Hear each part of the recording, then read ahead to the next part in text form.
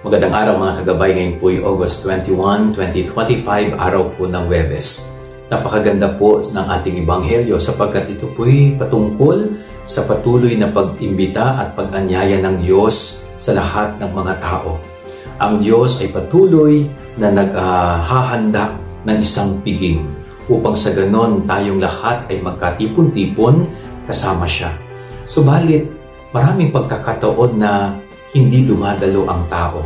Maraming pagkakataon na sobrang busy ng ibang tao kaya hindi dumadalo sa pagtitipon na paanyaya ng Panginoon.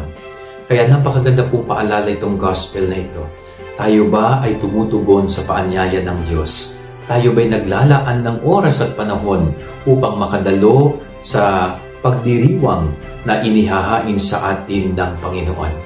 Sana ho wag pang maging huli ang oras na tsaka lang tayo dadalo sa paanyaya ng Panginoon kung tayo ay mahina na, kung tayo ay talagang may karamdaman na.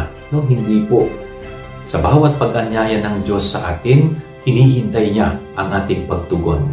Sana ho, bigyan din natin priority ang Diyos. Yan ang ating gabay aral ngayong maghapon. God bless po sa inyo lahat. Pagpalain kayo ng Panginoon.